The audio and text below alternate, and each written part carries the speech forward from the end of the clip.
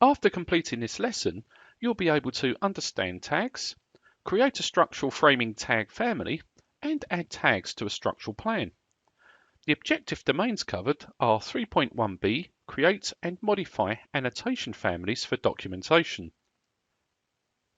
A tag is an annotation element that reports on specific information that resides within structured elements. For example, a beam tag could report on an elevation, display the quantity of shear studs, display the element weight, or in fact the type mark. The image at the bottom of the screen is showing the beam designation as well as the span to depth ratio. This is placed in one go with the beam annotation. Go ahead and open up the model 030, creating and modifying annotation families for documentation. The model opens up in the 05 fifth floor plan. You can see here that we have a roof framing plan, and here we have bracing. Our first task is to tag the bracing. To do this, select the Annotate ribbon and select Tag by Category.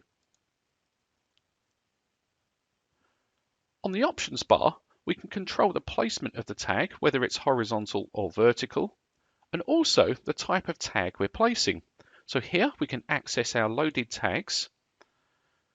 In the Loaded Tags and Symbols dialog box, let's expand our dialog, and we'll scroll down to find Structural Framing. We can now designate which type of tag we would like to use for our framing. So here I'm going to specify Structural Framing Tag Standard. We can then click OK, and you'll now notice as we move over the braced elements, we have our tag displayed. Another option we have here is to remove the leader. I can then go ahead and place my tags. Now, of course, I could continue to tag the rest of the framing plan, but what I'd like to do here is utilize the type mark of the frame rather than a full designation. To do this, I'll need to edit the tag. Select one of the tags that you've just placed, and on the context ribbon, go ahead and select Edit Family. The tag then opens up in the Family Editor. You can see here that I have a label shown on screen, so I'm going to go ahead and select this label, and again, on the context ribbon, I can edit the label. Currently, we're showing the full type name. So I'm going to select this and then remove the parameter from the label. What I want to use is the type mark. So of course we can select type mark here and we can add the parameter to the label. You'll notice in the label parameters area we can add multiple labels into this, and we can also have suffixes, prefixes, breaks, spaces and so on. Here I'm going to change the sample value, and I'm just going to call this one W1. Go ahead and select OK. We can now see a preview of our tag. If my intention in the project is to replace all the framing tags with the type mark designation, I can leave the family name the same and simply load into project and close, and that will replace all of the tags I've automatically placed. Let's go ahead and do that. So we'll select load into project and close. I don't want to save this, but in the project I want to overwrite the existing version. You'll now notice that the bracing now shows the type mark designation as opposed to the full call up. And of course here I can use the inbuilt move tool to reposition these tags to a better location. Next, I'm going to create a new tag to report on the span to depth ratio of our structural framing. Before we go ahead and create that tag, let's view that property in the Properties palette. Go ahead and select a beam. And in the Properties palette, you'll notice here under Structural Analysis, we have span to depth ratio, and it's holding a value. We want to create a tag that's going to report on this value for all of our framing members. To start, let's create a new family. Click File, then select New and Family. In the Select Family Templates dialog box, open the Annotations folder and then select Generic Tag. Now, a generic tag is generic in its nature, and before we can use this for a particular structural category, we must set the family categories and parameters. This red text here is reminding us to do this. So we'll go ahead and delete that text. On the Modify ribbon, let's go ahead and select Family Category and Parameters. Notice that the default category is Generic Model Tags. We'll go ahead and select Structural Framing Tags. A very important property under Family Parameters is Rotate with Component. Now, when we place this span to depth ratio down, we want it to be aligned to the beam. So, of course, yes, we do want that to rotate with a component. Go ahead and select OK. We're now ready to create our label. Select the Create ribbon and then select Label. Here is the default label size. And then we can pick where we want the label to be created. I'm going to select roughly the center of my reference planes. I'm then presented with the Edit Label dialog box.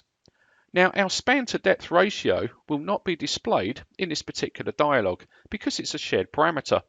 So we can go ahead and add that parameter. Let's click Select.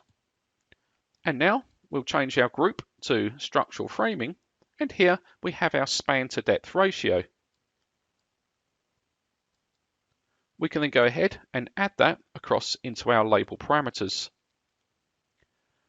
Now we'll give this a realistic sample value. So I think here we'll type in something like 12.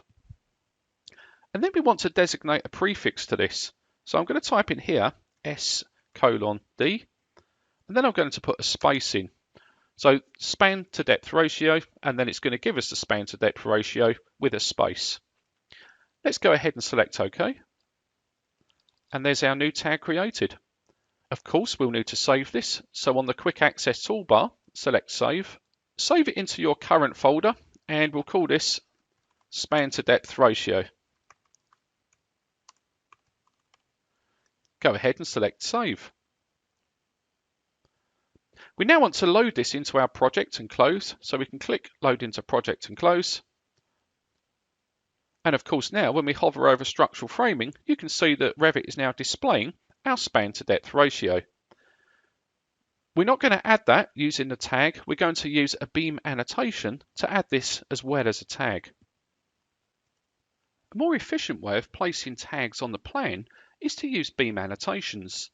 Beam annotations are capable of producing not only tags, but also spot elevations as well. We can combine these in pretty much any combination we want. We can tag the end of the beams, the start of the beams, as well as the mid positions on the beams. And as I've said, we can use spot levels on either side of the beam. To configure this, on the Annotate ribbon, let's select Beam Annotations.